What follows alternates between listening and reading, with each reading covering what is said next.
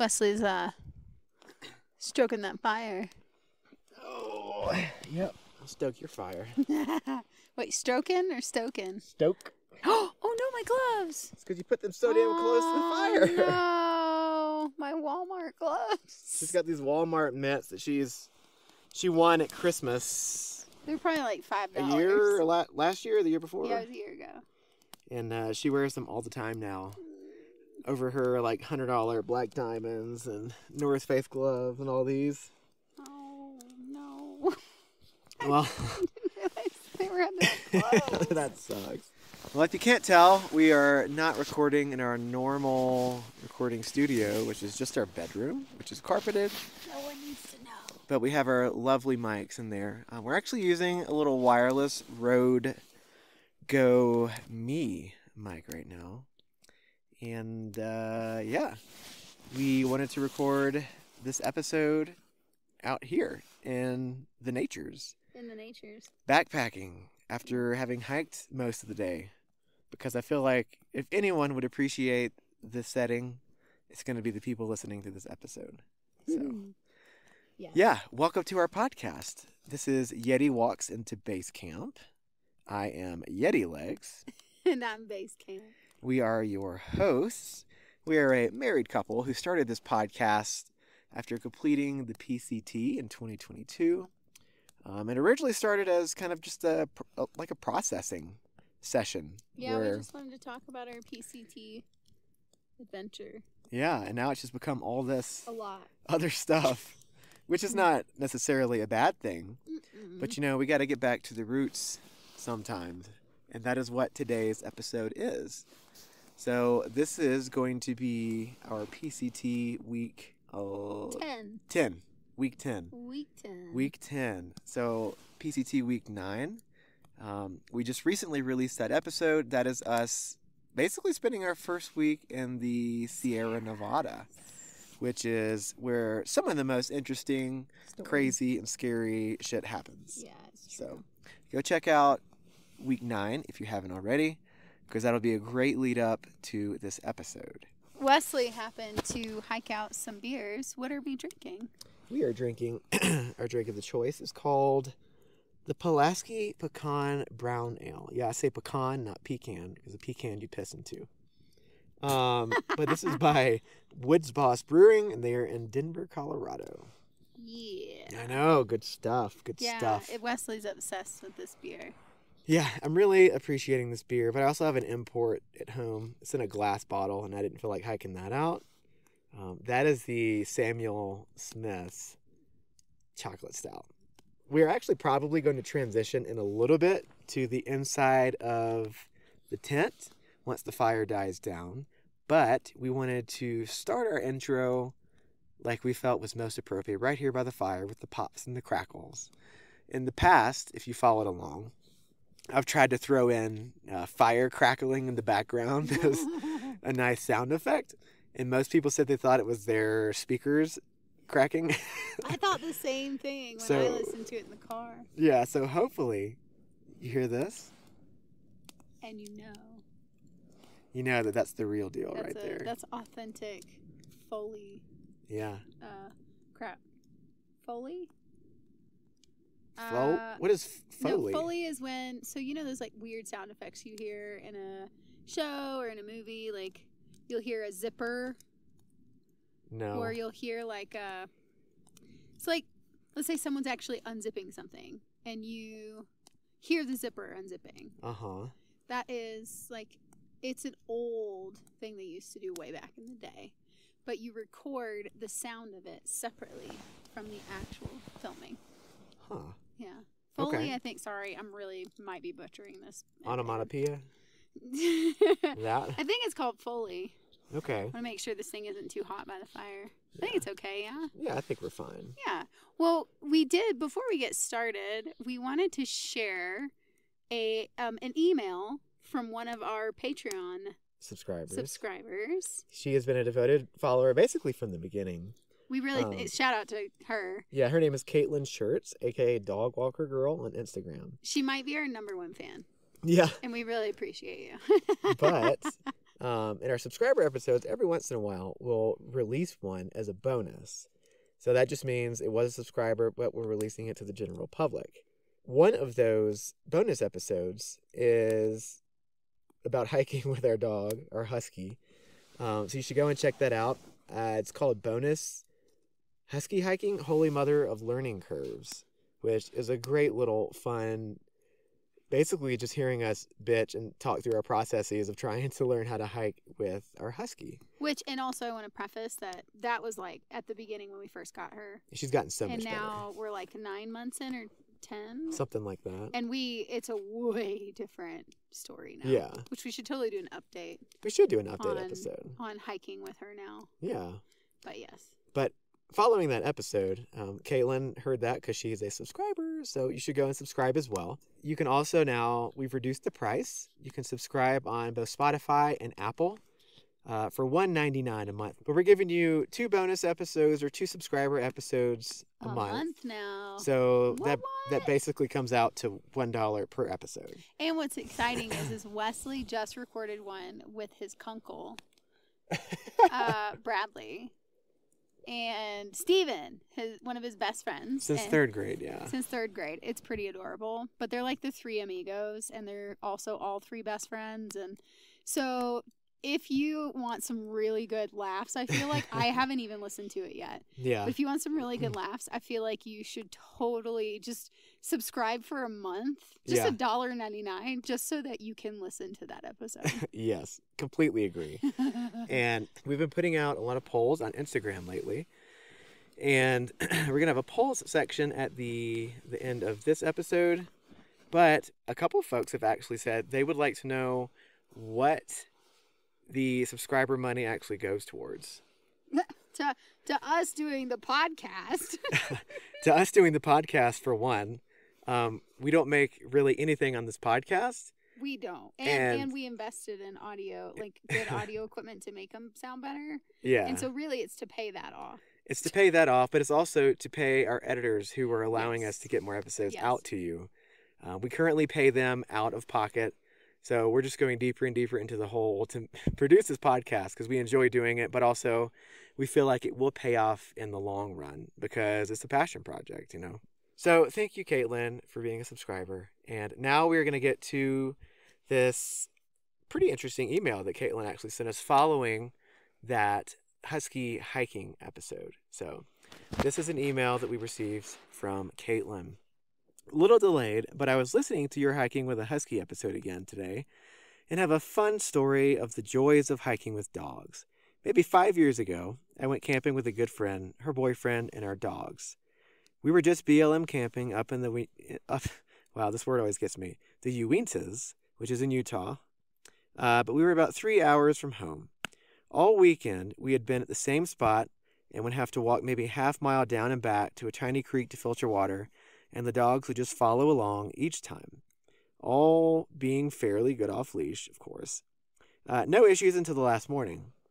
That morning, my friends were still asleep, so I got up to go collect and filter water. On the way back up to the site, I noticed my dog off the trail and apparently eating something. She's a lab, so this is not unusual. I tried to call her off of it as she... Thanks for flipping that over. Mm-hmm. As she was far enough away, I didn't want to backtrack. She would not come, though. So finally, I start going towards her, and she runs up. I grabbed some old fur from her and thought it wasn't a big deal until I noticed her smacking her lips in a weird way. I opened her mouth, and the idiot had been eating a dead porcupine. Oh, no. And had quills inside her mouth. I woke my friends up. We tried to get them all off her tongue, but she had some further back we just couldn't reach. So we left camp early to drive back 3 hours to the vet. I held her the whole time, telling her not to die, and she was dumb, but thankfully she was okay and never had any issues after they got the rest out of her mouth. But man, did she scare me. Dogs are the best and worst sometimes, but I love them. Hope you enjoyed that story and that things get better with Loba as you guys grew together. Oh, thank you, Caitlin. We really appreciate you sending that over. I know, seriously. I could not even imagine. A porcupine, wow. If Loba had eaten a porcupine. That's kind of a huge deal. Oh my gosh, that would be horrible. Well, Yeah. I'm glad your doggo is okay, because that is just one of those like heart attack moments where you're just terrified. So Oh my I'm God. so glad to hear that. Yes. Oh. With that being said, we are going to wrap up this fire, hang our food up using a bear hang, like all good people should do if they're hiking in bear country, or really if you're just hiking in any country with little critters that could get your food, which is all country. So, Which is all country. all country. Even in the desert. Even in the desert. What do we do though in the desert? Oh, we'll figure that out whenever the time comes. We're going to do what we did on the PCT, aren't we? Yeah, probably. All right. We will pick this back up after we have Yes. put out this fire, gotten everything stowed away properly, and we are nice and cozy in our tent. Yes. Be right back.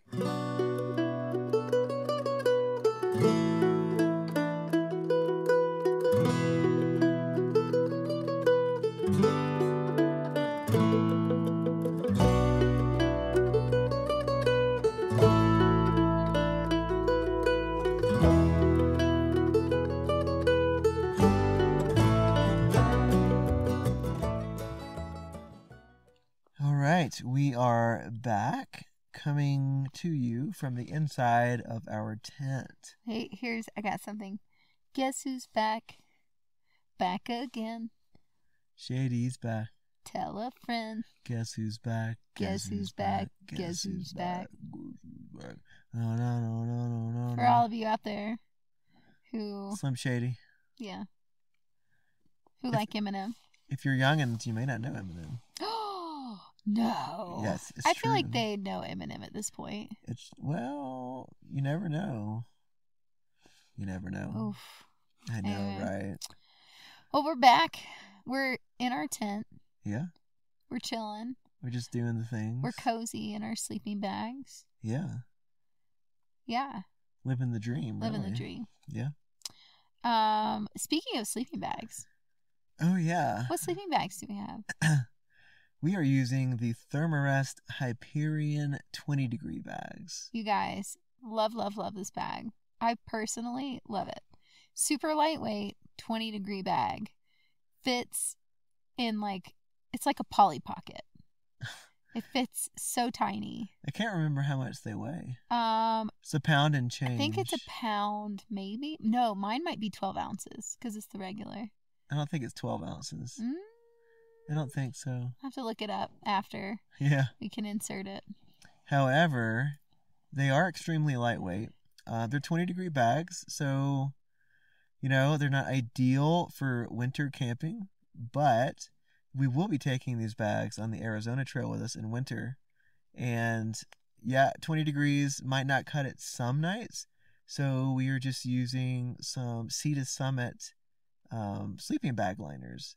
This is actually the Reactor Fleece, which is pretty sweet. Yeah, they're super intense, honestly. So it's kind of like it makes it a 0-degree bag. Basically. Yeah, it's pretty nice. And I mean, we're already sleeping on, we both have the Therm-A-Rest X Therms, the warmest sleeping pads that we've been able to find, especially for the weight. Yeah, they're 7.4 R values, so they're pretty nice. Pretty sweet. Yeah, so we're pretty comfy. We're campers. Yeah, we're not using a Z-Pack out here. No. We're in a double-walled MSR tent. Yeah, so we're like, we hike to camp. Yeah. That's kind of our world. We've always been told there are two types of through hikers, backpackers, or hikers and campers. And we are campers. We're the campers. And I want my comfortable setup. Yeah. Even if I need to have a few more pounds in my bag for a comfortable setup, I will do it. Yeah. But I know. anyway. We actually felt this was pretty appropriate. We didn't mention this earlier, but so we were camping just off of the Continental Divide Trail, the CDT. We hiked in about an 8.5 mile strip of it, and we were camping by Percy Lake, which is about 7.5, 8 miles east of Steamboat Springs in Colorado. Mm-hmm. So, yeah, I kind of enjoy recording episodes on these long trails. Remember when we did it on the Colorado Trail?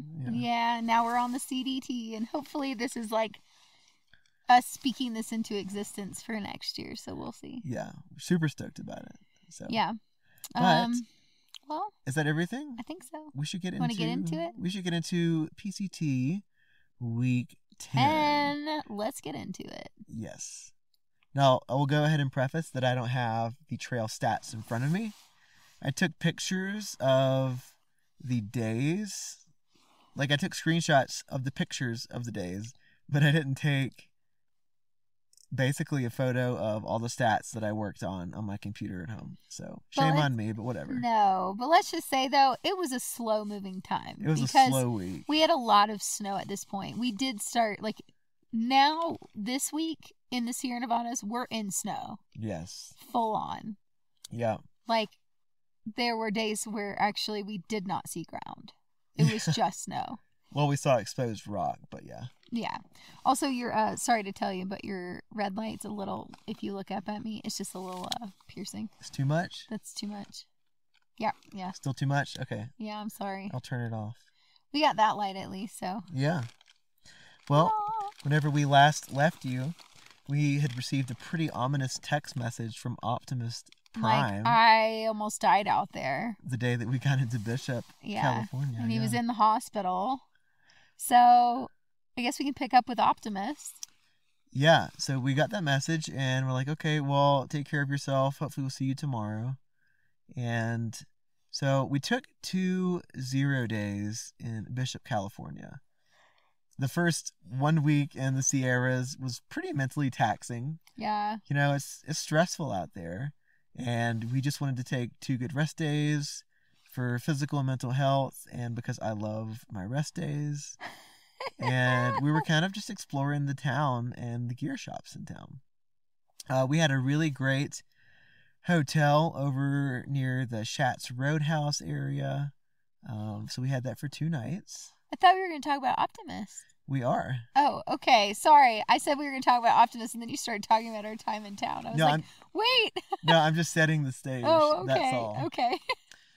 We had our hotel, and so that night we'd received the message from Optimist. We kind of hung out with everybody, and we really just wanted to go to our hotel, take showers, and lay around naked and get in bed.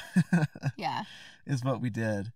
But the next day, so this is our first of 2 zeros in Bishop, is when we got word from Optimus. We were at our hotel, and he let us know that he was in town. Do you remember kind of... He's in the hospital, right? He went to the urgent care. He had gone to the urgent care the day before, and they'd given him antibiotics. They gave him antibiotics because he got an infection. He had gotten an infection because... You want to tell him what happened to him? Here's the story, and maybe we'll have Optimus actually on the podcast so we can tell it from his perspective. Yeah, the actual perspective. But I'm going to paraphrase this into my own perspective, so I'm sorry, Optimus, if we don't get it 100% right. But this is what we gathered from the whole thing. Yes. So, Optimus, being Optimus, did not wake up early. He woke up fairly late. And he had his morning ritual poop. Like, this was like 9 o'clock by this point, I feel like. He said he did not get out of camp until super late. And then he finally got to Forester Pass around like 1 o'clock or 2. It was in the afternoon. And keep in mind, we were descending Forester between 8 and 9 a.m. and we were already post-holing. So imagine the people, if they attempted, which, just for the record, if you do not know snow, never, ever, ever climb a pass in the snow or go down in the afternoon when there's like 6 to 8 feet of snow. Wait until it is consolidated and it's frozen again. Well, don't do that if the ambient temperatures are warm. Well, yes, sorry. If the ambient temperatures are warm, like, do not do that. If they're cold, you're golden. Yeah, you're fine. But in the world we were living in, like, the temperatures were rapidly getting hotter. So you don't want to be going down Forester Pass at a 6 to 8 feet of snow in the afternoon. Well, Optimus did not heed his own advice and decided to descend.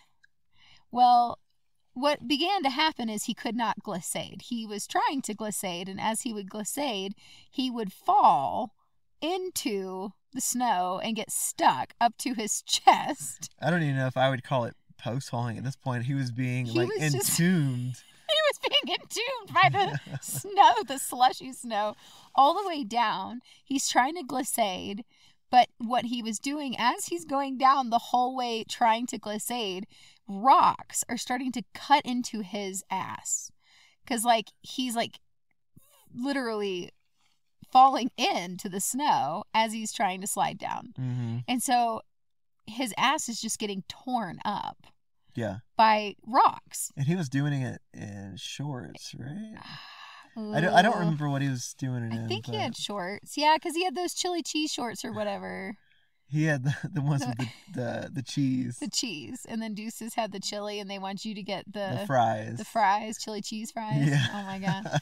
Anyway, so yes, he had shorts on, and he got down, but he said he was bleeding, like, legit bleeding out, and he was trying to hike, and he was trying to find us apparently. Yeah. But I feel bad. I do too. And we couldn't. The problem was though is we couldn't get a hold of him. Yeah, his Garmin had died. He I think he tried to message us. Something went wonky. Like, we never got his message. No. And I think his Garmin died.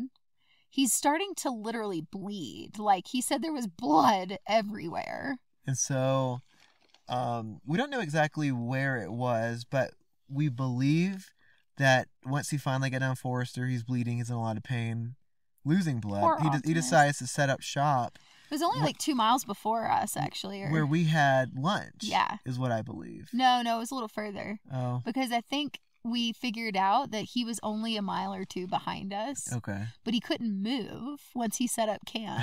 Like, he literally could not move his ass. That sucks, yeah. And he started getting an infection rapidly because Optimus had not showered, or he doesn't use wet wipes like we do. Yeah. He doesn't clean himself on trail.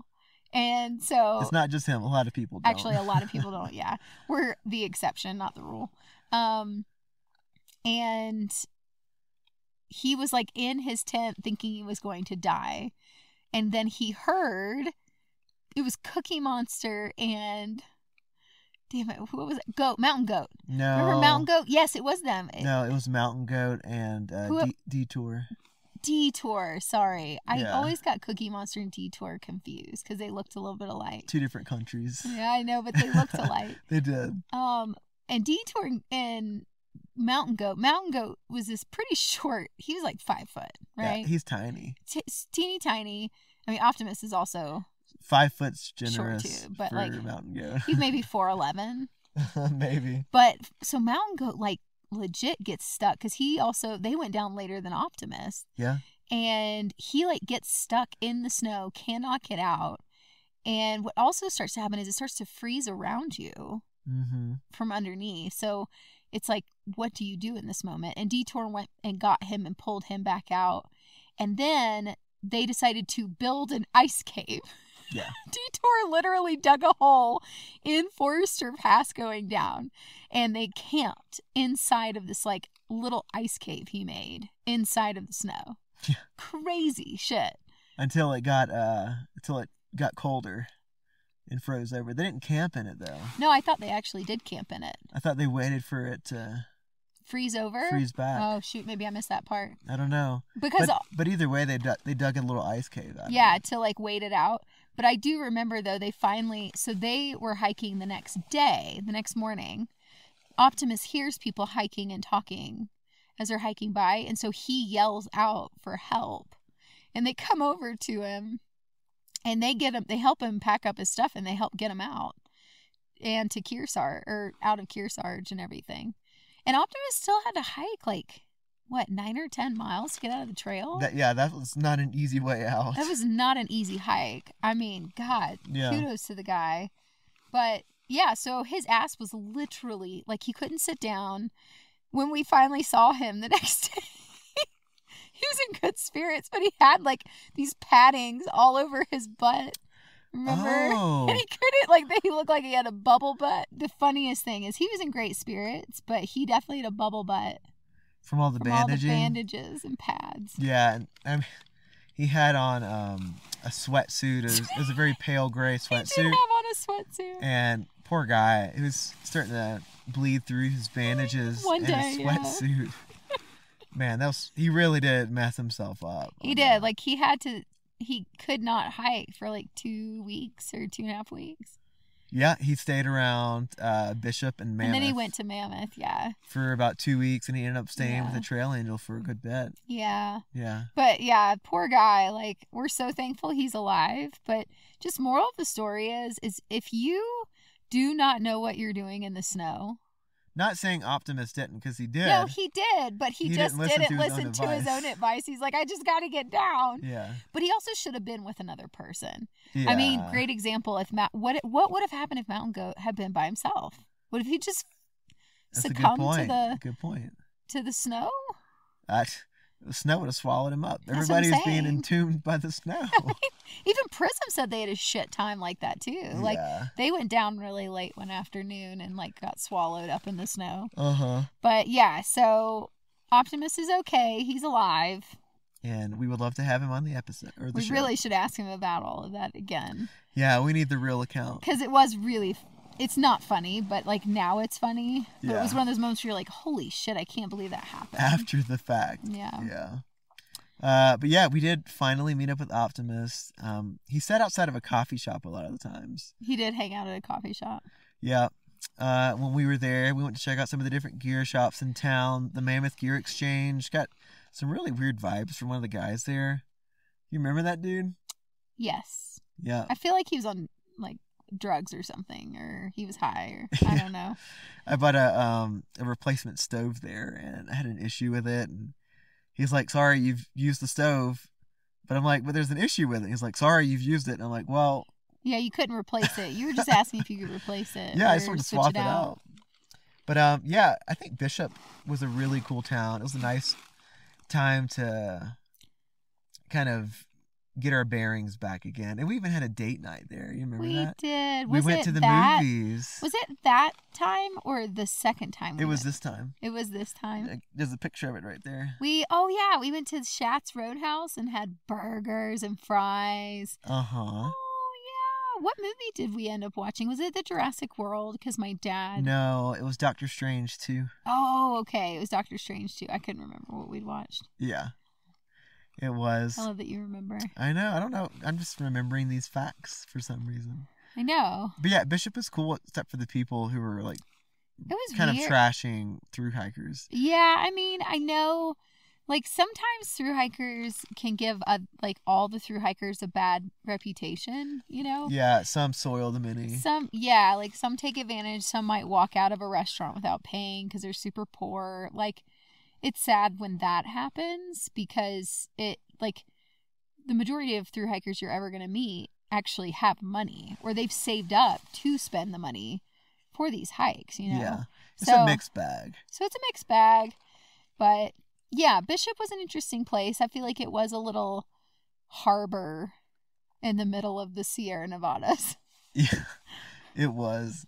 And I remember we had gotten some more Darn Tough socks. So I've said this before, but if you're a thru hiker and your Darn Tough socks blow out on trail and you don't know if you will be coming up on a vendor that sells Darn Tough, if you just message them on social media, they gave me 3. They capped me at 3. Yeah. But they might give you more or less. But they'll just go ahead, and if you send them a picture of the blown out sock, they'll just go ahead and ship you a new pair to the next town you're going to head to. Yeah. So I was getting some Darn Tough socks, and we got a little care package from a company named Rab. They were giving us some things to try out, and we kept having issues with the shipping with this, didn't we? Yeah, because you were really looking forward to some of the stuff that we were getting, and I remember getting like some pants that they gave me. I can't remember, did they give anything else? Oh yeah, the shorts. Yeah. And then I don't think you got any of your stuff. No, but that's okay. Yeah. But yeah, we had some good companies supporting us on that trip, so we were pretty happy about that. We did, yeah. But Bishop was great, but then, you know, it's time to get back on trail. We just ate a shit ton. We saw friends. Went to several grocery stores. Drank a lot of beer. Yeah. Had sex. We always did these things. We started doing these rhythms where we'd have quickies right before we got back on trail. Y'all, this happened several times that housekeeping would be knocking on our door to come clean up the room. Because it's like 10 minutes before we're supposed to check out. And we're just like trying to finish up. We're like, hang on, we'll be out in 10 minutes. We'd always have a quickie. We were like, okay, one more, just because we're ready to get back on trail. Just because cleanliness. Yeah, we're clean. I know, take advantage of the moment. Yeah, it was funny. So that was our 2 zeros in Bishop. And we ended up leaving with Deuces and Azul. The same sweet woman who picked us up from Kearsarge Pass. I think it's called the Onion Trailhead is where she picked us up. Down by Kearsarge Pass. She picked us up to take us back to the same spot. And we said goodbye to Optimist. Wish him well and wish his ass happy healing. Yeah. And yeah, we figured we'd probably see him in Mammoth when we got there. Yeah. But we would see him sooner. Yeah. So this is our 3rd day into week 10. Oh, and let's preface too, there was a snowstorm rolling in. But we're like, I ain't afraid of no ghosts. Yeah, and we were like, we deal with snow all the time, so we're going out. But everybody else stayed back and took another 3rd zero. There was a lot of people that stayed back. But Deuces and Azul were like, well, if you're going, we'll go. Yeah, they were troopers. Yeah, and we were like, okay, like, we'll do that. And the first, like, you have to get over Kearsarge Pass. Yeah, so you have to, go back over Kearsarge. 5, 6, 7 miles. I think it's 7.9. From Onion back up to the top of Kearsarge and then back to the PCT. And then back to the PCT. I can't remember. I can't believe I remember an exact number, 7.9. It probably is 7.9 miles. But it was a good chunk of miles. It was a chunk of miles. And then we're like, okay, so we'll do Kearsarge Pass. We'll get over Kearsarge Pass. And then we will do a few miles just to get into the trail. And then the next day we'll do Glen Pass was the plan. Right? Or did we want to do Glen Pass We wanted to do Glen Pass the next day. The next day, right. So we want to get over Kearsarge. Are you confusing yourself? No, yes, I am confused. Did we get over Kearsarge the first day, or did we camp at that lake before Kearsarge Pass? So I don't remember now. So we did not intend to get over Kearsarge the day that we were dropped back off because we were being dropped off so late. It was and we late realized in the day. that there just wasn't enough time, not enough daylight. So the 4 of us were like, hey, okay, well, let's at least get 2-3 miles in. Okay, that's set up right. camp, and we did by a lake. And then the next day, we all intended to get over Kearsarge and then over Glen Pass. So 2 passes in one day. So 2 passes. Yeah. We're quite ambitious. Yeah, quite ambitious. But your legs and your body is strong at this point. Yeah. We just failed to think about a snowstorm. Yeah. So the snowstorm, it didn't really come that night per se. Like people thought it was, yeah. However, we did camp by that lake, and that lake was cold as shit. Coldest day I think we ever had on that trail. Like, it probably 2 easily degrees. got down into the single digits. Yeah, it was cold. And yeah, the 4 of us are all just camping there. Cold as fuck. I don't know how Deuces survives. Listen, but we had our -40s, and so I was a cozy little hamster in my sleeping bag. I was like, oh, it feels so good. Yeah, she was cozy once she got in the bag, but before that I was freezing. But she's got Raynaud's syndrome, so she's all over the place, not being able to touch shit, not being able to do anything. I can't do anything. Yeah. Because I never could find good gloves. What if you had married someone else with Raynaud's syndrome? We would have been fucked. Y'all would have been fucked. No one, like, we would have had, I don't know what we would have done. I would have had to figure something out. You welcome. Thank you. You welcome. Thank you. I appreciate you, especially in the winter. I got you. Filtering water. Yeah. Not like you can filter in that temperature anyways. Shit just freezes. That's true. So that was day 3. This is day 4 into week 10. And we wake up. Deuces and Azul are basically already packed and ready to go. I guess they were so damn cold. I don't blame them, honestly. Yeah, but we're cozy. I'm like, it's so hard to get out of that sleeping bag when it's like, I'm not even kidding when I say this. I've never been cold in that sleeping bag. Never. Like, and we've experienced negatives. And that sleeping bag has been the best investment ever. Yeah. But, all that to say, that was probably the hardest thing on trail is getting in that sleeping bag, and then in the mornings, it would be so cold.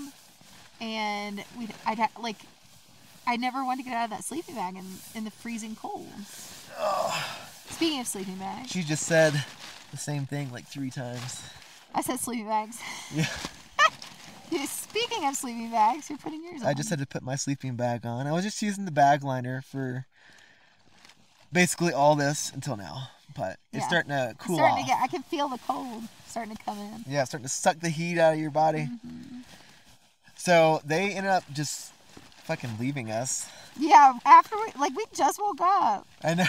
But, I think we had set a time to wake up, and we weren't waking up at that time. We were probably, so that was our it was fault. So cold.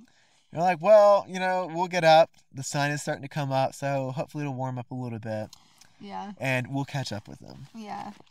And we finally get our bearings straight. We warm up a little bit, get coffee and food inside of us. We're like, okay, let's pack up. Let's get back over to Kearsarge. We pack up, start climbing Kearsarge. Fucking storm starts blowing in. Yeah, the snow starts falling. You see flurries at first. Yeah. And the flurries turn into fucking cornflakes. It turned into a full-on whiteout. And so we got over Kearsarge, and I took a picture of Marie, and she looks cold as fuck all. I was so cold and miserable. Yeah. And we get over Kearsarge, we get down, and we don't even reconnect with the PCT before it's coming down so hard. And we're like, screw this. Like, we should just probably set up our tent, see if it lets up, and then if it does, then we'll keep going a little bit further. No, we had already reconnected with the PCT. We did not. We were very close to it.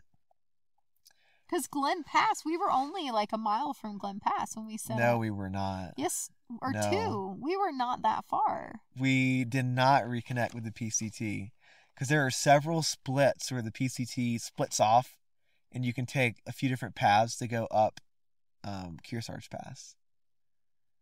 But we were only a few miles from Glen, though. We didn't. Yeah, we were only a few miles. We did not reconnect to the PCT. So Glen Pass is that close off of Kearsarge? I didn't realize that. It was between 2 and 3. It was only, yeah, that's what I mean. It wasn't like it was 5 or 10 away. It was only a few miles from where we camped, Glen Pass. Yes. Yeah. Yeah. And we were hoping that in this whole snowstorm that we would run back into Deuces and Azul, and we never did. And I was like, and we did Garmin Azul. We Garmin messaged Azul, but Deuces did not have a Garmin. And Azul was like, well, Deuces took off. I don't see him. I went ahead and hunkered down because of this whiteout. And I'm camping with these 2 other hikers, Cucumber and Bloom. Yeah, Cucumber and Bloom. Which we've mentioned. They actually live in Colorado, and we've done some hikes with them. Yeah, so this is when they enter our story, pretty much, is from this point. But we're like, oh, cool, okay. And I hope, and then we're like, well, we hope Deuces is okay. Yeah. Just to give you a time frame. Fucking Deuces. We pitched our tent and got inside, and we're doing all this probably around noon. Oh, I was pissed. I was so mad. I was like, we have done nothing. Like, we're just chilling in our tent all day, hanging out in a snowstorm. It kind of wasn't that bad, but I wish we'd had stuff downloaded on our phone or a deck of cards or something. We should. I know. I wish we'd had something. I think we started doing that later on in the trail. We did, like a deck of cards or downloading. We downloaded shows. Yeah, I remember downloading Stranger Things. Yes, and watching it. we did. We binge watched Stranger Things one time. Yeah. On the trail, but yes, so we just like hung out from noon on. From noon on, and we ate like a day and a half's worth of food. Yeah, we just ate it out. We were like, well, let's just get it out of our pack. And then we went to sleep because there was nothing else to do. There's nothing else to do. It's just nasty outside. Yeah, and on where we were, we didn't get a significant dump. I think it was, a foot maybe? 6 inches? Between 6 and 12, somewhere in there. Yeah, it was somewhere in there. So we were like, well, Glen Pass should be okay the next morning. I think maybe we got 6 inches, like, at best. Okay. It wasn't that Yeah, bad. because I just remember thinking, Glen Pass probably won't be that bad because we didn't get a ton where we were. Yeah. So it shouldn't be too bad. But to give you an idea, we decided that it was in the snowstorm, not in our best interest to try and summit and descend a pass in a snowstorm. A whiteout. It's just not a good idea. It's not wise. I mean, some people do it, and that's fine. But, like, for us, it was not a good idea. It didn't feel wise. And so we didn't. We go to bed. We wake up the next morning super early. It's a beautiful day. It was nice a beautiful and sunny. morning, sunrise, gorgeous. And we finally run into Azul. Well, we run into her after getting super fucking lost. Yeah, we did get because you can't see the trail. It's all snow covered. It's nowhere to be found. So we're just following stupid footpaths. Who knows? We probably followed Deuces. We might have followed Deuces. Deuces, it became a running joke on the trail because he always would go the wrong way. We would follow him. But we probably went a good quarter mile out of the way, and we sit down. We dig out a little, like, bucket in the snow. We put our crampons on because at this point we have on boots, and it's starting to get really steep, and we're just slipping. Yeah. So we put on our crampons. We're climbing up towards what we finally find to be the trail.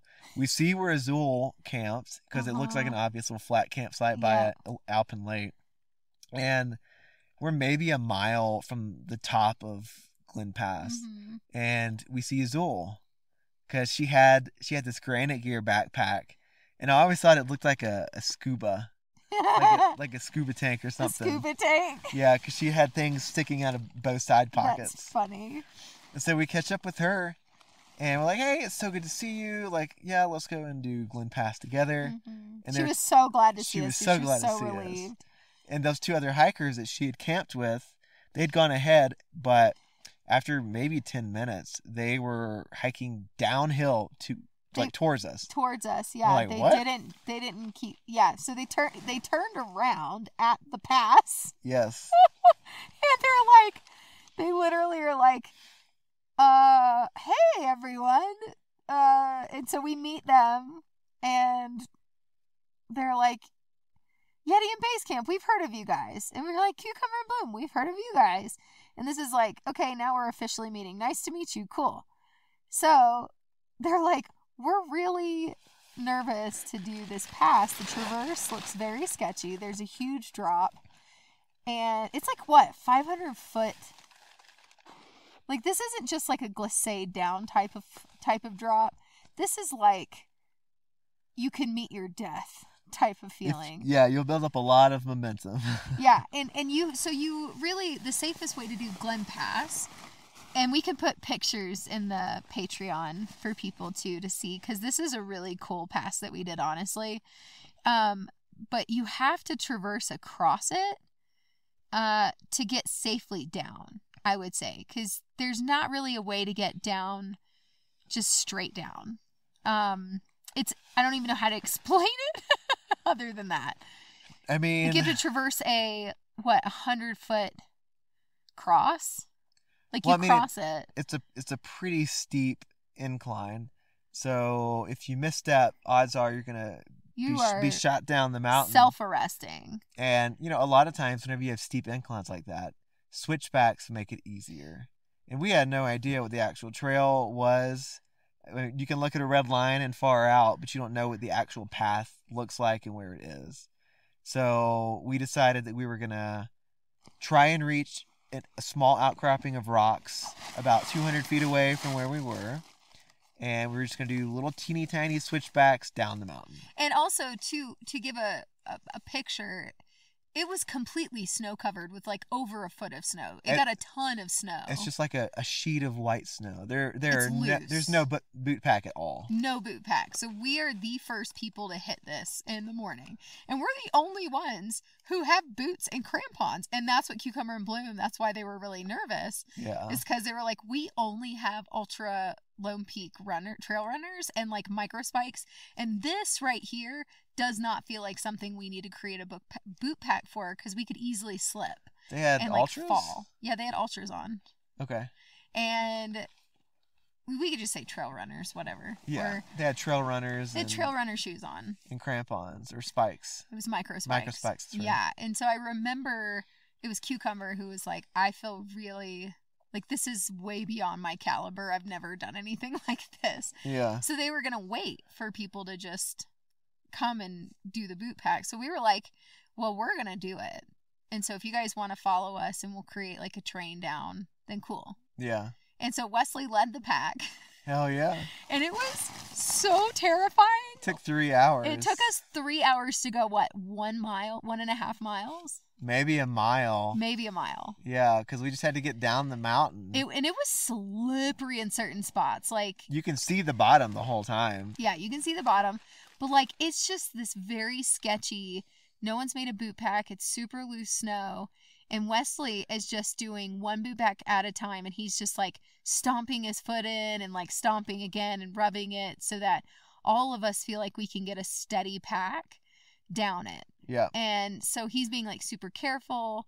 And there were a few times I just about lost it. You did. I was scared. And ate snow. Almost sent me down. But luckily. Well, sent you down, like, probably 50 feet type of things. Like, these are legit. Like further than 50 feet. Or 100 feet. Yeah. Like, these were legit. I think, again, it was like a 500-foot drop to the bottom. Something like that. It was very, very I'm just glad that tall. we had actual boots. We didn't have micro spikes. We had actual crampons. I'm so glad we had actual crampons. We had hiking crampons from Cthulhu at the time. Yes, not mountaineering crampons. We had hiking crampons, and these are different than mountaineering crampons. And if you're through hiking and you need crampons, do not get mountaineering crampons. Get hiking crampons. Yeah, and the reason for that is the mountaineering crampons have 12 fangs, and the hiking ones have 10. Yeah, you don't need those out there. The extra 2 fangs on the mountaineering ones are on your toes, and if you're using them in more of a hiking manner than a mountaineering fashion, you can easily cut your Achilles or the back of your leg. Yeah, so you definitely want to take hiking crampons. Yeah. But I don't know, is there anything you want to add to Glen Pass? Yeah, I'm glad that I had an ice axe, because the ice axe is what kept me from going downhill a few times. Yeah. You self-arrested a couple times. Yeah, and I had it jammed all the way up to the head in the snow, and it had frozen, and that's really what saved me a few times. Dude, yeah. It was nuts. It was a very, it was definitely one of those you hold your breath through it kind of moments, and you really hope to God you do not slip and fall down to your death. Dude, my legs were shaking at the bottom. Yeah, I think all of ours were. Yeah. But we got down, and we had such a good bonding moment between us 5, because Azul, Cucumber, and Bloom and us were there. Yeah. And we were like, wow, that was so crazy, adrenaline rush. And then you look back up at what you just came down. You're like, wow, that's so badass. Like, look what we just did. Look at our footsteps. And we were looking at the mountain. And then all of a sudden. We took a beautiful, group selfie. And it's, again, we should put that in Patreon too, because it's so gorgeous. Yeah. And then you see these black specks start to appear where we were 3 hours ago. And then all of a sudden you see one of the black specks just run across it. And you look closer and you're like, does that black speck have on shorts? Is that Cherub? And it was Cherub. It was fucking Cherub. And then Robbie and Magnet and Big Marmot. It was their whole group again. And they all caught up with us. And they caught up with us from they literally got out of Bishop that morning and did Kearsarge and Glen Pass. And we're sitting over here struggle busting. Oh my God. But you know what? Glad to have done some service. Yeah, they all just floated across it like it was nothing. I'm like, wow. And then I think Just wasn't like it us 3 Cherub hours. who was like, man, whoever made that boot bag did such a great job. What can I say? I was like, well, you're welcome. that was Wesley. A lot of people talked about that boot pack, apparently. Apparently it was a good boot pack. It was a good boot. Well, because most of the people in front of us did not know how to make a good snow boot pack. No. It was shitty boot packs. Well. Anyway. I digress. We digress. Just trying to get everybody down the mountain safe. Yes. But yeah, I feel like that the rest of that day we were in snow. We hiked through snow. Good portion. Yeah, we continued hiking with Cucumber Bloom, but we also kind of intermingled with Robbie or Airdrop's group. Yeah. Yeah. And you remember who they had with them, right? Luke. Oh my, okay. If you guys have listened to our earlier PCT episodes, which, shameless plug, if you have not, you should go back and listen to them so that you can go in chronological order. But there was this guy, I hope you remember, that we mentioned in week 1, who asked for water. Oh? And he... If you ever see the name Lucazor in Far Out leaving comments, that's who it is. That's him. He's the one who asked in the desert.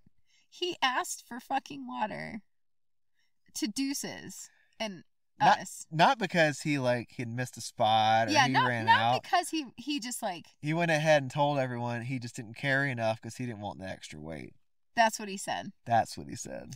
And so that's Luke. Yeah, so that... So here comes Luke with this group too.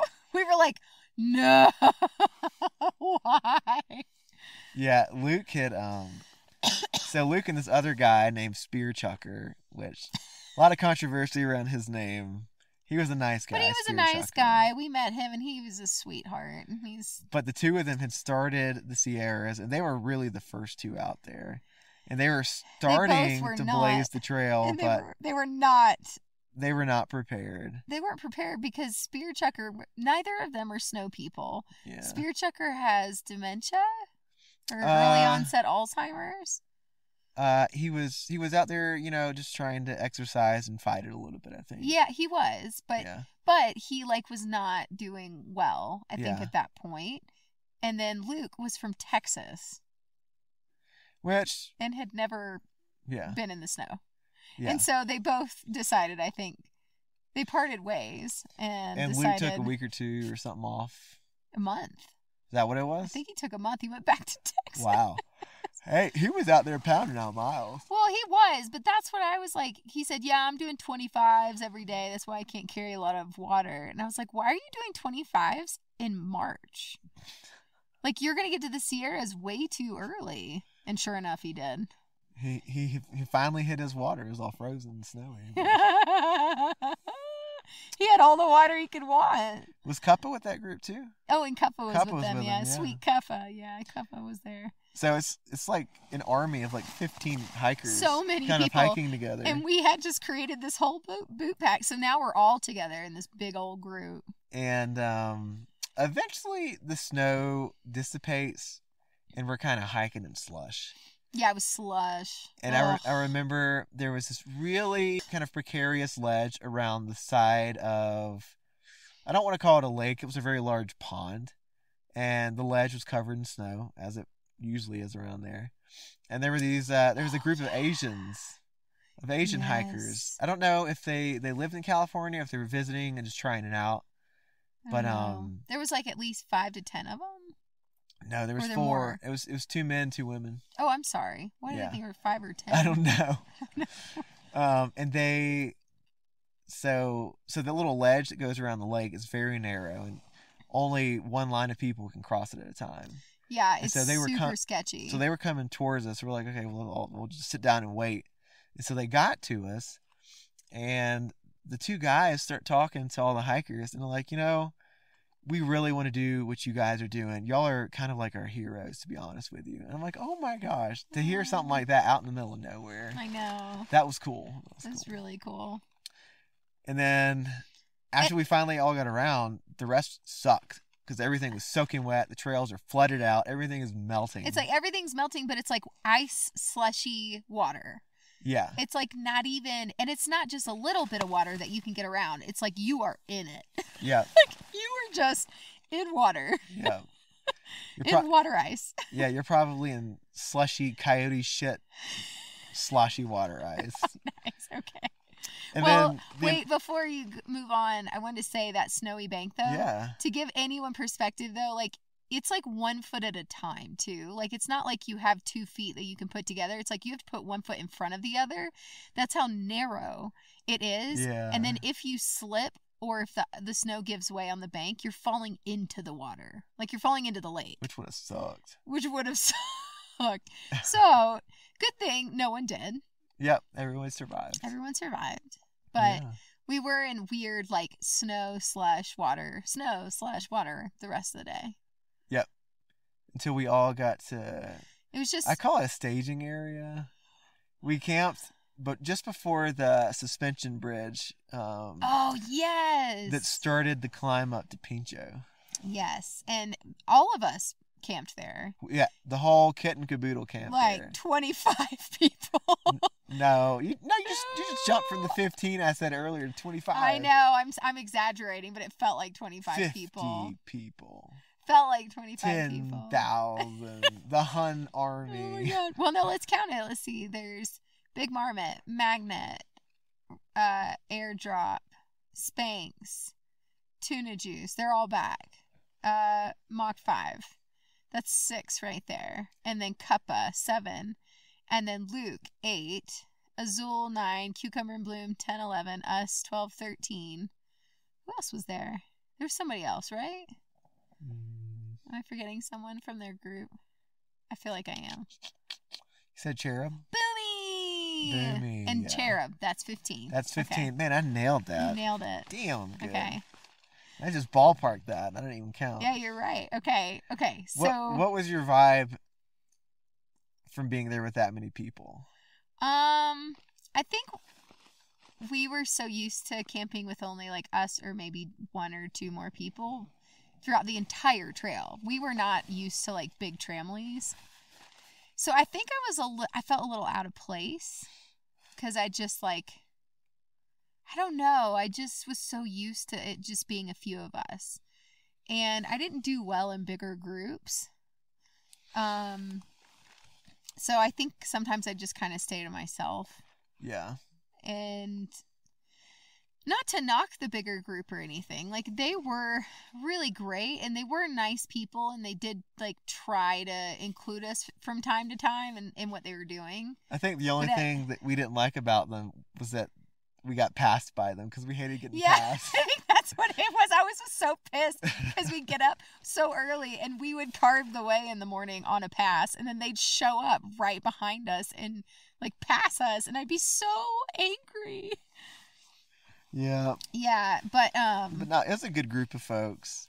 Yeah, I think, and also though we didn't know them until close to the Sierra Nevadas, and other than like Cuppa and Azul, yeah, in that time, they were the only ones we really knew from close to the beginning, and so yeah, I was glad they were there, and I feel like we did hang out with them that night, Cuppa and Azul, at the suspension bridge. I don't think we hung out with everyone, did we? No, not with everyone, because we had a campsite kind of tucked behind a rock. We were isolated. When I say a rock, I mean a large boulder. It was a boulder. Yeah. Just kind of hid back there. Yeah, but there were bear boxes back there, which is cool. There were. Yeah, I was bear like, lockers. does anyone know that there's bear lockers back here? Yeah. I don't remember much about that actual evening. I just remember being completely exhausted. You know, you're camping right by the river. I can't remember the name of the river, but it's gushing all night. So it was so lovely. It's great white noise. Yeah. And it's easier to sleep when you have a lot of people around you. Yeah. So we slept pretty well that night. Yeah, I slept like a rock. Yeah. But we did get up super early the next morning. As we do. It's always super early. Because we've got to hit these passes, like, early. We do. We have to. And this is Pinchot Pass. And this is Pinchot. The biggest motherfucker pass that I've ever climbed, and I hated this pass the entire day. Wesley, tell me about your experience on Pinchot. I hated this thing. Why? Pinchot was a bicho. You were struggling that day. I was doing great. I was like, do-do-do. So. But you were over there sucking the hind tit. So we start the day, barely daylight. You're crossing the suspension bridge, and it's a gradual climb for like 7 or 8 miles up to the top of Pinchot. And since we started so early, we got exactly what we wanted. The snow was still hard. Everything was frozen, including half of all these little creek crossings that we had to do. And all the rock hops were frozen over. Yeah. And so we're like getting wet or taking shoes off, and it's just a really slow slog. It was a slow slog. But Azul was with us, I remember. She hiked with us. She hiked with us a little through bit. Pinchot. Or we got up to... Or was that Mather? No, Azul hiked ahead of us. It's just the two of us. We ran into her before the pass then at Pinchot. Yeah, we sure did. Yeah. And we catch tuna juice and Spanx. Yeah. Big Marmot and Boomy going up that morning. Yeah, we actually did catch them. Yeah, and then we got passed by everybody. Well, you had to poop right before the pass climb. I had to poop. The approach. You literally pooped at the approach. Yeah, I pooped in the woods in the approach. And then you always pooped right before the pass starts. Well, yeah. Well, I wanted to do it there because then you hit the Alpine and then you're completely exposed. And I had to go. I don't know if I was just at some huge calorie deficit or a sleep deficit. I think it was calorie deficit. But that was my theory. The first couple weeks in the Sierras were really hard for me. I was just slogging. Because when it's cold, you burn more calories. And I was kind of eating the same thing I was eating in the desert. I kept telling him he was having a calorie deficit and he needed to up his calorie intake. And eventually I did. You finally did. Yeah. No, and it helped. It did help. Oh. But this army of 15 people, we're continually getting passed by people because I'm holding us up at this point. This time I was feeling great that day. I was like, yes, I am. Yes. I'm doing so well. I was and holding Wesley us was up. not. Yeah. You were like behind. Like I remember turning around at one moment and going, holy shit, Wesley is very far behind me. Yeah, and she's like floating on top of snow over here. Was this when we saw the marmots? I know there was one pass. Remember, it was like fully, and also this is fully snow covered. You guys, this fully is not snow covered. This is not at all a trail. This is just snow everywhere. You see the pass and you try and make your best effort to get over to it. You're just guessing where you think it is, and you're following whatever boot pack somebody made. Yeah, the good thing about being passed by we got passed by probably about 12 people, is that they were all making the boot pack for us. Yeah, that's true. We started making this joke that we were sweeping the trail. Yeah. But we had Cuppa and whoever Cuppa was. Oh, we had Cuppa and Crush behind us. Cuppa and Crush. Crush. Okay, this is not our Crush that we have told you guys about that we know and love. This is another Crush that was a part of Robbie Airdrop's group. Yep. And that's right. I mean, imagine you're tired, you're exhausted, you feel like your legs are lead bricks, and all you have is just miles and miles of white snow in front of you. It's just white snow. And the white snow doesn't hold you up. You're already going into your knees. That's right. You were post-holing and I wasn't. I was so fucking heavy. I was floating and you were post-holing. He was so pissed. You were so angry. I mean, it's noon by now. We still have a mile and a half to the top. Imagine, though, because we got up ass crack early. Like, it's insane. It doesn't matter. You move like a mile an hour, mile and a half in snow. It was so horrible. Now, was this the pass? Do you remember when we saw those two marmots chasing each other? Yes. This was that pass? Oh, yes. my gosh. They were so cute. The marmots are chasing each other. They're out and about at this point. I've loved that pass, actually. We had such opposite experiences. We get to like the last final push up to the top of Pinchot. It's like there's snow, but it's a lot of scree as well. And all of a sudden, here comes Cuppa and this other Crush, and they're like laughing. They're the last of everybody else. And so we've been passed by everybody except for Cuppa and Crush. Yes. And I'm like, I'm not gonna be fucking passed again. And so I power up to the top of Pinchot. We see marmots. And there's a marmot at the top of Pinchot too. Yeah, there were a ton of marmots out at that point. And this is where we find a little cubby on the side. And everybody's up there. It's not like everyone passed us and like was gone. No, they're all up there chilling. We can see them.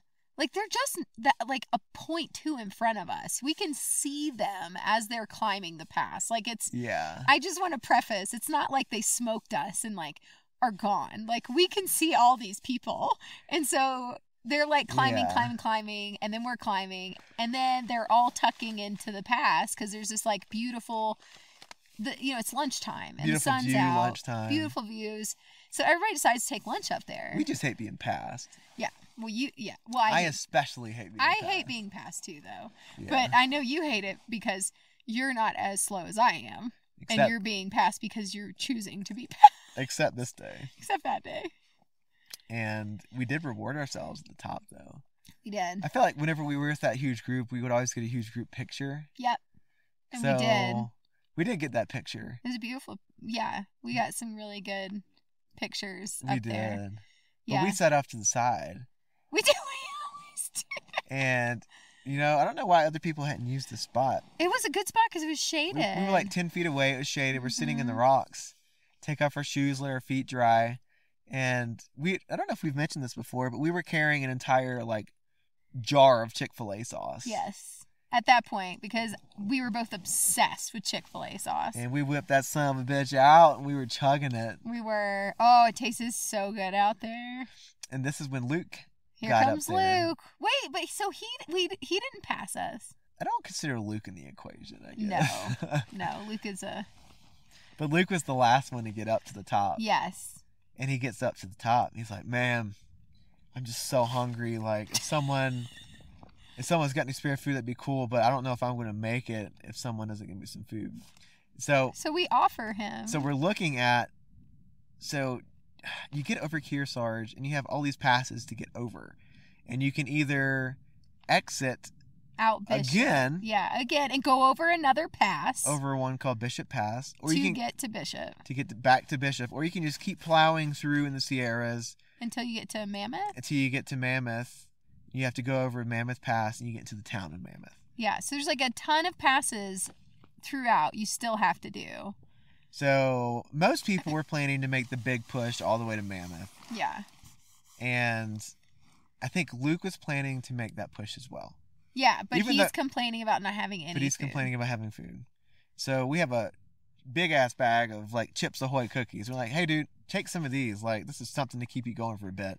Yeah, because we're going to go over Bishop Pass is what we had already decided. Yeah, Bishop Pass is coming up close. Mammoth Pass is days away. Yeah. So we're like, here, take some of our food. We're already going back over Bishop. It'll be fine. And he turns it down. He turned it down. You know why? He turned it down because he said he didn't have enough water to drink the cookies down with. The entire fucking mountain range is covered in snow. That is water. All he had to do was melt snow. I bet he was cold soaking. Or he just had to put the snow in his mouth. You can't make this up. We were like, okay, your choice. Whatever. Oh my God. Oh man, Cuppa was pissed at him though. But yeah, no, okay, so to go back to this whole thing is we had decided we were going to go over Bishop Pass days before because we had such heavy packs, and we decided, okay, let's switch out all of our gear at this point because now everything's starting to get hotter. It's not going to be 20 degrees every night. It's not going to be we don't need all of this. We don't need half the stuff we have. So why don't we go back down Bishop? Let's go to Bishop. And no one had I don't think we had decided this days before, because days before it was 2 degrees. No, what I'm saying is that when we were in Kearsarge, we had decided this, that we were going to go back over Bishop instead of plowing through and getting to Mammoth. Because we were we have so much gear and we can't get that gear right. Yet, because I think we were waiting for our package, then we had to go back to Bishop to get another package. There was something we were no, we can't do it this time. We have to go back if we want to shave some gear. Yeah. And so we had already decided that we were going to go back over Bishop Pass. And I remember reading a fucking comment on Far Out. It was the only comment where someone said that Bishop Pass was beautiful, it was stunning, should do it. Wouldn't regret it. So I was like, let's just do that. Let's go over Bishop Pass. It'll probably be like Kearsarge, because Kearsarge Pass was not 100% snow covered. You could still see the trail. Yeah. Up at the top. So I was like, yeah, let's do Bishop Pass. So we were gonna do Bishop. Yeah. And a lot of other people were pushing all the way to Mammoth, but there are a ton of passes still inside of the Sierras. And at this point, to recap, we have done Kearsarge Pass again. We have done Glen Pass, and now we have done Pinchot Pass. We're at the top of Pinchot. And now we're at the top of Pinchot Pass. And so if you can imagine, think of the Pacific Crest Trail going through the Sierras as a straight line, and think of 3 branches off of that straight line, all to the right. The first branch goes over Kearsarge Pass, and it takes you to Bishop. The second branch goes over Bishop Pass, and it takes you to Bishop.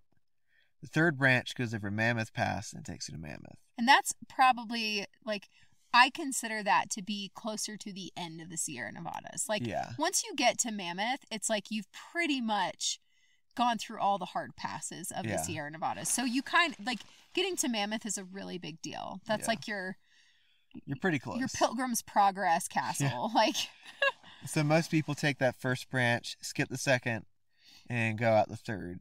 We were taking all three. And also, we're still in winter. And a lot of people who do it in the summer, it's a lot easier because there's stuff open, access places that are open where you can resupply a few days at a time. And we didn't have any of that. So some people are taking out their 8 to 10 days of food just to push from Kearsarge Pass to Mammoth.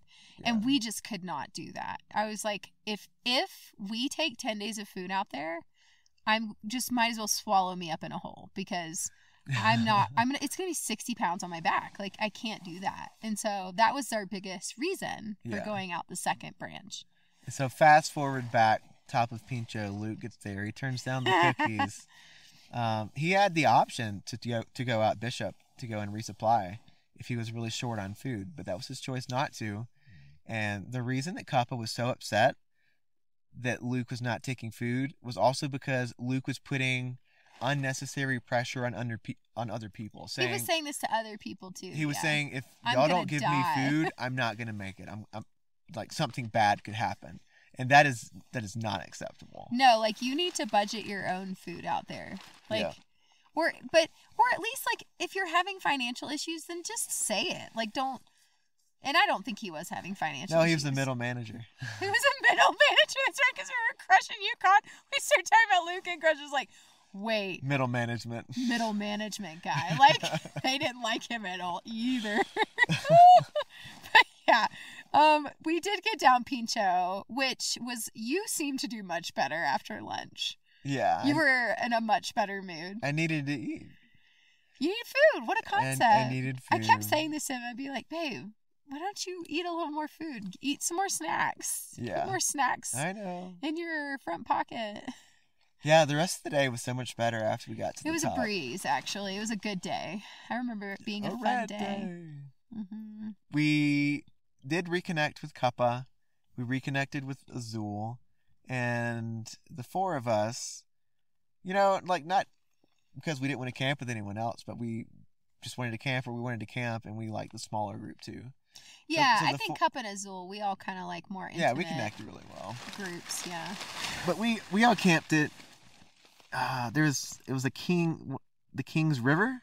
Yeah, the South Fork, or one of the forks of the King's River.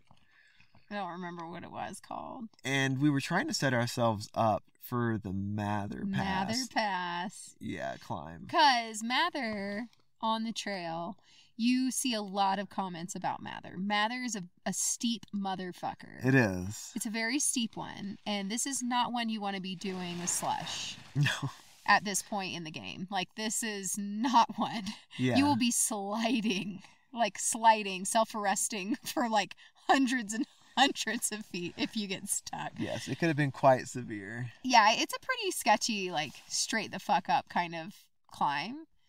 But we were reading comments about it. So we were like, okay, we're all going to get up really early to do this together. And even earlier than we normally do. It was like 2:00. Yeah.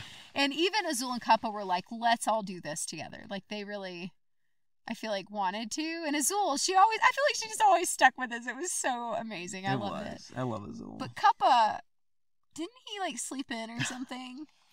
I remember that night being such a good night camping with them. Yeah, we had the best night. He busts out a whole fucking pot of, like, legit ravioli that you still have to cook.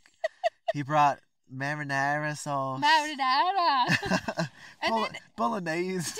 Didn't he asked us for no, we asked him for toilet paper, didn't we? Didn't he have a whole roll of toilet paper because we were running out of toilet paper? I think so, yeah. He had an entire roll of toilet paper out there. Yeah. No, we had such a good night with them. It's just enjoyable. Like, that, honestly, out of all the nights on trail, I feel like that was one of the nights I remember really well. Really? Yeah, just like having such a good night. Do you remember what we ate?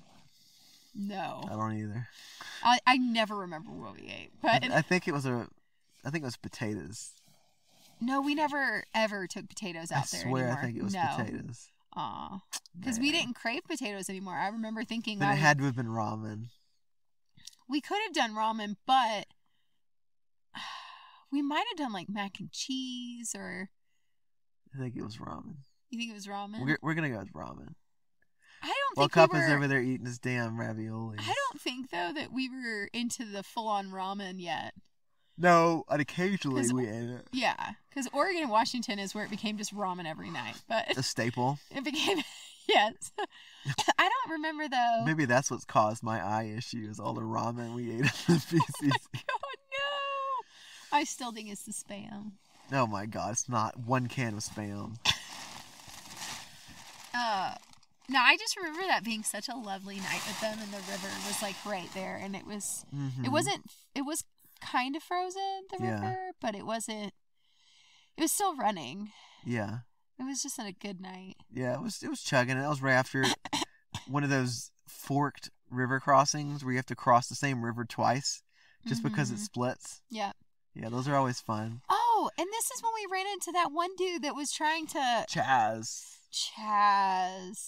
Was he trying to FKT?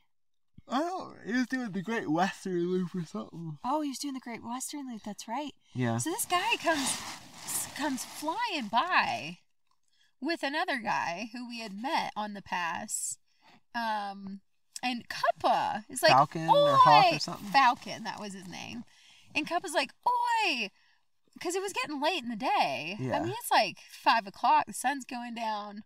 Yeah. And we're like 4 miles from Mather, I think. We're like, still got a few more miles, but we're setting ourselves up well. Yes. And Cuppa like stops them as they're hiking.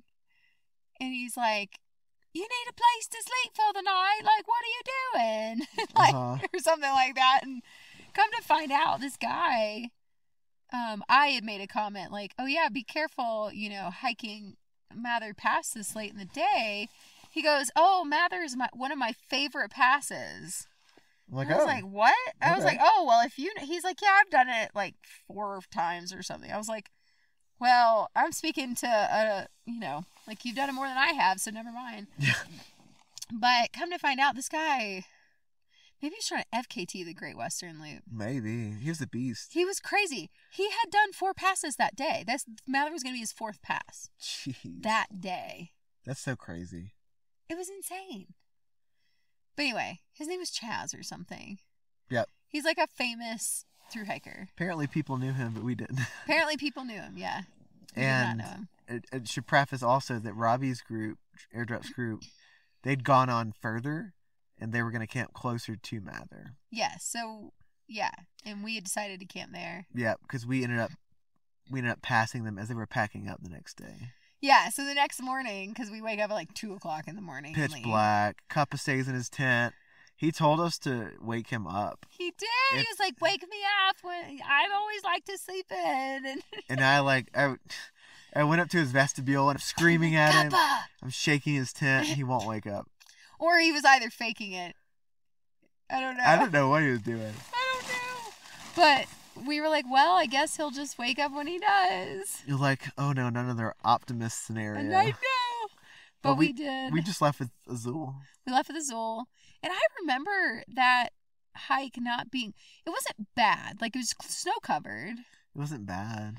And it wasn't bad. It was just a lovely little hike. But then we get to we pass Robbie's group. Yeah. They're all got their dispersed Z-packs everywhere. Yeah, they're camped in kind of some sparse trees just before you hit the approach. Which is completely treeless. And it's just a bowl. Yeah, a huge bowl in the mountains. Yeah. I do recall, I don't know, just the way that the headlamps were sparkling off the snow that morning. It was kind of cool. It was a very cool morning. Yeah. I remember loving it. And I remember the sunrise as well. Yeah, the I sky do too. was pink, but the sun was like really beautiful gold. Yeah. I remember Not a that. blinding white like it sometimes is. Yeah. It was a beautiful morning and sunrise. And then you could see people like little ants climbing up this mountain. And you're like, oh, that must be Mather. Well, and I remember you and Azul had to shit at the approach before we started. I always, it's a thing. It's totally a thing. And I'm just like studying Mather while they're pooping. I'm like looking at how people are trying to get up it. It's just this steep, sheer ice like climb. I mean, I'm talking, I don't even know what to compare it to. It's the steepest climb we did on the trail. Yeah. For sure. And like you're having to do like, your ice axe is absolutely crucial for this climb. And it's just sheer ice snow. Yeah. It's not any rock or trail. And you can see, so there's just one switchbacking path about midway up Mather Pass, and then it splits. And then you see someone make a direct shot straight to the pass, and then you see someone continuing to switch back up. It's just a madhouse. It's like pick your own adventure. And we took the switchback. No, we took the path straight up. We followed behind Big Marmot. No, there was a switchback though. But we still took the straight path. Well, we took the straight path, yes, but like we did switch back this way. Like we went this, like we did a left and then we did a right straight up. It was still a switchback. Well, that's what I said. You see, like one path switchbacking up about halfway. Oh yes. And then you see the big split. And it goes like either directly to the pass or it continues switchbacking. Yeah. And some people, I guess, felt more comfortable just continuing to switch back up these rocks. Yeah. Because there were some rocks, I guess, that you could grip or hold on to because it almost felt like you were going to boulder. There were some, but not a lot. Not a lot, no. But Big Marmot had created a good boot pack for people to get up, which was awesome. Yes. And we could see our little English friend down below. He Cuppa! had caught up. Yes. He had caught up. He was like, "Oi, friends!" He was like so happy. We were so happy to see him. I was like, "Oh, thank God, he's alive." For anyone who doesn't know, Cuppa loves blue, and he loves coordinating blue hiking gear. So if you have any, give him some blue gear. Oh, yeah. Cuppa, oh, he'd be so happy. He would. I remember when we got up Mather, it felt like it was huge. It actually felt like mountaineering again. It did. That's what I remember us saying when we got to the top. Is it like, wow, it felt like we were mountaineering. Yeah. Which we hadn't done in a while. If you slipped off the path of Mather and you started to slide down or fall down, it wasn't going to kill you. But it would have injured you. But it probably would have injured you and you would have been backtracking the entire way. Yeah. And I think... So there was a girl when we were climbing at Puffy P and she like froze. She could I don't know if she has fear of heights or something, but she definitely froze halfway up the climb and Falcon, I think, went and got her. He did, yeah. Yeah. So again, right, there were 15 people. Now there's like 20. Now there's like 5 more people added to what's happening. Like there's Puffy P, there's Sketch, there's Falcon, like all these other people started somehow catching up to us. Yeah. I don't know where they were coming from. I don't either. Because they're just running the damn trail in the snow. I don't know. I guess so. And so like all of a sudden we're just accumulating people. Yeah. It's just like coming out of nowhere. But I do remember Cucumber and Bloom had gotten up Mather that morning. I saw them climbing it. You did? As we were at the approach. Yeah. I don't think I remembered that. Yeah, I saw them. I was like, holy shit, there's Cucumber and Bloom. Because I was wondering where they had been since Glen. But we all got up, and it felt so good to be up there. We all got a big picture at the top. Yeah, I do remember that. The climb up was starting to thaw a little bit while we were climbing it. And we remember hearing stories of... Oh, after us. After us. These 2 guys had climbed it later on in the day. And it became so slushy that they had to just post up for 6 hours. Yeah. And let it solidify because they just couldn't do anything. They literally were slipping. Yeah. There was nothing to hold on to, nothing to grab. And so they had to hole up on a boulder in the middle of the snow. Yeah. On the climb, yeah. So for it to be thawing on us at what, like 8 in the morning? It was crazy. Yeah. But the other side was the polar opposite. We couldn't even glissade. Because it was cast in the mountain's shadow. Yep. And I guess it had been windy, but these little tiny baby seracs. I don't know if there's a better name for them. Had formed, and they were all frozen. It was like sharp ice. Uh-huh. And so you had to go extremely old lady slow.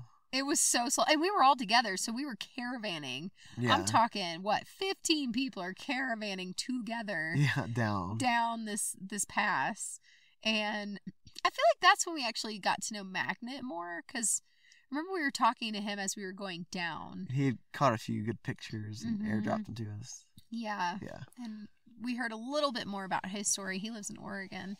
But good guy. He is. And he's a photographer. He actually started his own clothing company after the PCT. He sure is. Magnet It's Designs. called Magnet Designs. Yeah. But we wish the best of luck to his company. You lied earlier. What? What did I lie about? I did not poop before Are the you Mather sure? approached because, Was it just Azul? yes, Azul pulled out her little poop baggie. Right before? But you didn't? No, because I pooped after. So you and I just sat there and waited for her? Okay. Because I remember Sorry, this. I thought that. Okay. We all get down. Do you have to poop? Oh, you pooped and that's when we ran into Luke. We all get down Mather. Oh my God. And Yes. you and I hang back Of course, as we always do. with Azul. And Azul splits off and hikes with Magnet. Yes. So everybody else is ahead of us. And I'm like, babe, I really have to poop. That's right. I remember this. So now. I go under this huge Pride Rock outcropping. Yes. And I go and poop. And while I'm pooping, I hear you Yes. talking to Luke. Yes.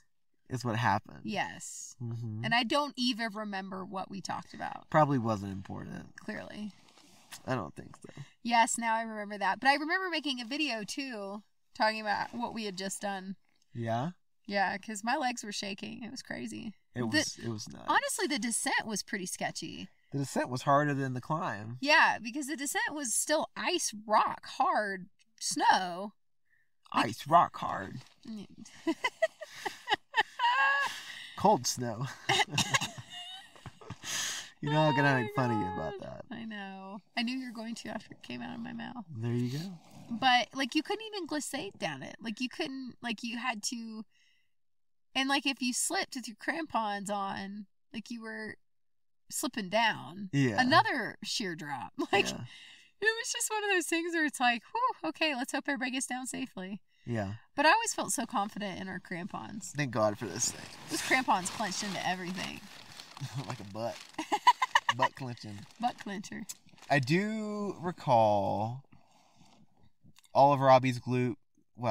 Olive Robbie's group I'm saying glute. stopping towards the bottom of Mather I remember this too. I was just to about to say discuss this. who was doing what. Like, are y'all going back over Bishop Pass to get to Bishop, or are you just going straight ahead to Mammoth, that third branch off of the PCT, or what's happening? Who's doing what? And there was a lot of pressure. There's a lot of pressure in that conversation. Like, we were just kind of there because we were like, well, we know what we're doing. Yeah. But it felt like a lot of pressure. Like, well, we've got to start making bigger miles, and we've got to start, like, speeding up. Yes. And so I know that, like, a lot of them decided to push on. Mm-hmm. Cuppa went with them. Azul. No, I'm sorry. Cuppa did not go with them because he was going to wait for Jedi. Yeah. But Cuppa did, like, he was like, well, I'm going to keep going. Azul decided to stay with that group through until Mammoth. Yeah. We decided to go out Bishop. Boomy and Tuna Juice or Spanx I think Spanx. decided to go out Bishop. Yeah. And Deuces came went out Bishop. I don't even know where Deuces was during all We this. never ran into Deuces. We were like, where the fuck is Deuces? Because he didn't have a Garmin. And so we had no idea if he was alive. We hadn't seen him since the whiteout snowstorm.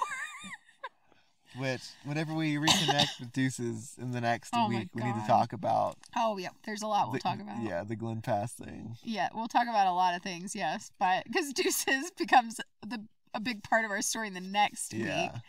But all that to say, Everybody went ahead except for Cuppa, really. except for Cuppa, and we decided to camp. So Cuppa was camping at this beautiful, epic spot. So we camped there too. Like right by the Bishop Pass, Split. Mirror Pass split.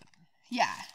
It was phenomenal. It was beautiful. So if you've ever hiked the PCT, it's the sign that has like a picture of John Muir carved into it, like a little wooden sign. And did we camp there, or did we just No. have lunch there? No, we camped with him there. We did camp there? Oh, yeah. That's what I thought. Okay, we did camp there, and it was amazing and epic. It was gorgeous. And we gave him some floss. Because he wanted to Try and fish.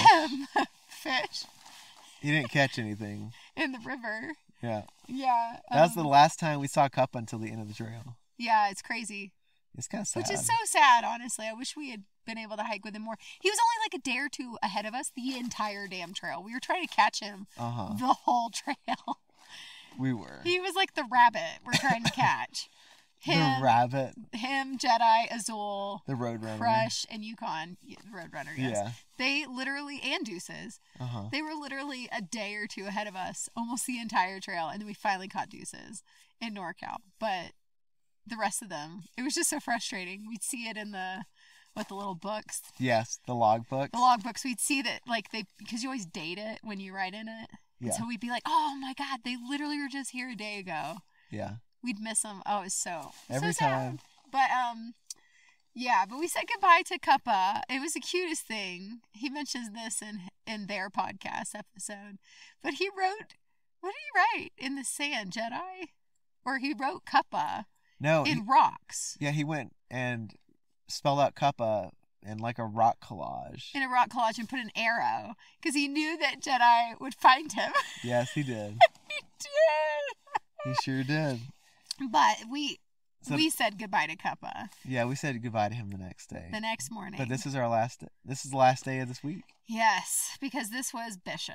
So to recap. Oh, God. We took 2 zeros in Bishop, California. And then we climbed back over Kearsarge Pass. And then we did Glen Pass. Climb and descend Glen Pass. And then we did Pinchot, where I was stuck in the hind tit. And then we did Mather Pass. And we basically camped with Cuppa for the last time on the PCT. Oh. And this is the end of week 10. Oh, you don't want to tell them about our getting over Bishop? No, because that's the next day. No. You gotta leave him hanging again. It's horrible. Gotta leave him hanging again. What a fucking story. Okay, well then stay tuned, because the next week is probably, I'm gonna say, one of our more intense, wild stories. Yeah. Like every single day was packed with some sort of story. It's crazy. Yeah, we had lots of things happen. I had a panic attack.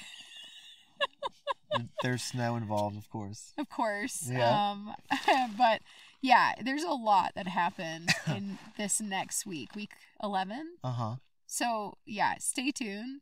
Stay tuned for week 11. Yeah. And the intent of this week is to get up and over Bishop Pass back to the town of Bishop and change our gear out. And then go back over And then Bishop. get back over. Like, because we weren't going to stay in Bishop long.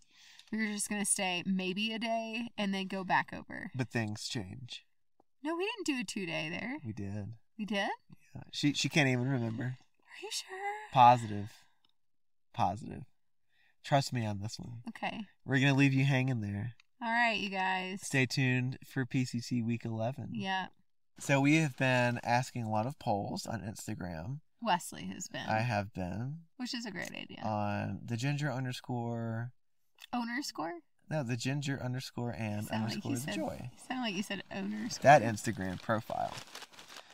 Just because I'm curious what people have to say about different things. And I decided to start incorporating some of these into a polls segment on our podcast. So this is it.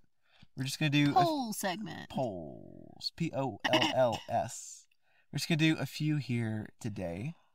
But the first poll that I put out is, we had a Canuck Vesica. So this is basically our water bottle filled with blue Mio. And I took a picture of it and I was like, oh, this prompted me to ask a poll question.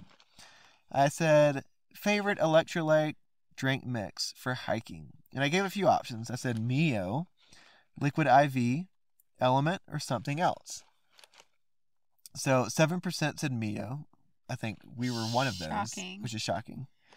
40% said Liquid IV, not surprising. Element, also 40%. Man, they're really growing. Yeah, they're growing quickly. Element is spelled LMNT, in case you've never heard of it. And then 13% says something else. So I was like, okay, well, what the heck is something else? So I asked a few folks, and those who did say something else responded with their answers. So other options for electrolyte drink mixes are Noon, Tailwind Endurance, which we've been thinking about. Yeah. Yep. Someone said, I like any of them, honestly. Cure is a great one. Someone said Propel Packets. That's a good sugar-free option. And then Jedi said crack. Cocaine's a hell of an electrolyte mix, right? Jedi. Someone said Relight, which I've never heard of before. Never heard of Relight. And I know Cameron with Leave Outdoor, he said Scratch and Tailwind are his go-tos. Scratch that's one we've never tried. Yeah. Tailwind has a crap ton of sugar in it. It does, but that gets you getting, like, you can get up a mountain quickly with Tailwind. That'll get you getting. That should be their tagline. Tailwind, get you getting. It'll get you getting, right? Oh my God. I like that. So thank you everyone who responded to that poll and who let us know what electrolyte stuff you used if it wasn't a poll option. So appreciate that. And then we have recently done a hike in the Flat Tops, and we did this little thing called the Devil's Causeway, which we did not know this was going to happen until it happened. No, we've posted about this on Instagram too, but this is like probably 100-foot stretch of extremely narrow, like sheer drop off trail. Like both sides, sheer drop off. Like think the Knife's Edge on the PCT. Way more narrow. Way more. And you don't have a mountain on one of your sides to catch you. No, this is just like rocks. And we had to do this with Loba and her pack on. Oh, God. Which was terrifying. But you know what was funny? Is that Loba was fine. She looked more concerned for you. I know, because I was sweeping the trail. She kept turning around and making sure he was okay. She sure did. Sweet girl. It was really cute. I made it across because of her. Yeah. Aww. So we posted a little video of that thing that we crossed, the Devil's Causeway. And we just asked, would you cross this? Very simple question. 59% said hell no. And 41% said send it. But the thing is, though. Yeah. Is that when you're in a situation where it's like, well, fuck, what else do you do? Yeah. You just got to cross it. You just got to cross it. Otherwise, we would have had to do about a 10-mile detour. Uh-huh. So, and it was good. The end of the day, it was a Sunday. We had to go back to work and school. Yeah. So I was like, you know what? I was the one, because you were like, maybe we do the detour. And I was like, you know what? Let me just start crossing it and just see. Yeah. Let me see if it's doable enough. And I was like, you know what? I don't feel unsafe. I wonder how much of this 41% that said send it would change their answer to hell no once they're like upon it. Because it's definitely because it's sketchy. It's sketchy as fuck. And this is the last poll that I'm going to do for this episode. Okay. So this is podcast related. And also social media / like Instagram related. Uh-huh. But I just asked people about hiking posts or updates or stuff like that, specifically on Instagram. And I said, hey, do you like section / through hiking posts? And then I gave options. I said, do you like them live, baby? Do you like them weeks later? Is that okay? And do you not really care? Well, come to find out, it's a tie. 39% of people don't really care. So just post it whenever the heck you post it. Okay. 39% said live. And I actually had Nick Fowler reach out to me and say he's found that live is best. Works the best. Live being, you post it as soon as you get cell service because you Interesting. don't always have it. I mean, I would agree with that because PCT, while we were doing it, we started garnering way more traction and attention and followers. And then when you started posting it a year later, no one cared. That's true. Yeah. But whenever we were actually in it, it's kind of like watching a new episode of, I don't know, Game of Thrones or Rings of Power. Mm-hmm. whenever it's first released. Mm-hmm. It's And exciting. It's more exciting than if you watch it way after the Yeah, fact. good point. Good point. Yeah. So yeah, those are the 3 polls we're going to talk about today. I got a handful more for our next public episode. Woohoo! If you have any feedback on those 3, be sure to shoot us a comment to our Instagram or an email, because Basecamp loves getting emails from people. I really do. Or if you have an idea for a poll, I'd love to throw that on there too. Dude, send it our way. Send it! Dude, gal, they, them, whatever you identify as. Send us all Whatever the stuff. whatever you identify. Just send it.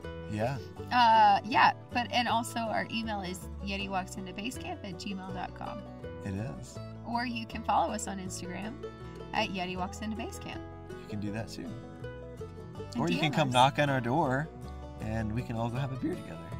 Yeah. But we're not going to tell you where we live, so never mind. Or you can DM us if you're ever in Colorado or Breckenridge area, Yeah. and we'll meet you at a brewery. Yeah. Yeah, We could do that too. that'd be That fun. actually would be a lot of fun.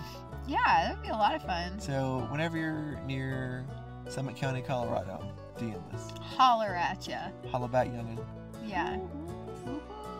Well, that Okay. is the wrap of our I think episode. that's it. Thanks for listening. Tune in next time. Yes. Anything else you wanted to end with? Oh, thank you, The Fire Once Lost, for our intro and our outro music. And thank you, AJ, for editing this episode. Yes, this is a longer one, so thanks for doing it, buddy. Yeah, and hopefully this mic isn't the worst thing ever. Hopefully not. I guess we'll find out, won't we? Yeah, I guess we will. AJ is our All right. editor, and he's amazing. Yes. Shout All out right, to him. y'all. It is It's 10. late. It's 10:11 here. Loba's asleep. Loa is like super passed out. Yeah, we're gonna follow suit. We're gonna go to sleep now. Yes, we did hear coyotes earlier. Yeah, hopefully And we'll hear some more. We were hoping that we could catch them in the podcast, but they haven't come back in yippee yip. Yippee yips. Which, that's another cool thing is, in the next week of our PCT adventures, we do Here's some yippee see yips. a coyote. We don't see a coyote. We're I know. stalked I was by a gonna. I coyote. know. Well, I was gonna leave it there.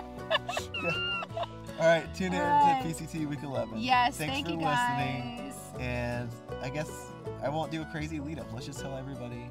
Wait. I got one. Wait. Maybe I don't. Brain broke. And. All right, let's just say it. 1, 2, 3. Wait. And as we like to say in the hiking community, Happy trails.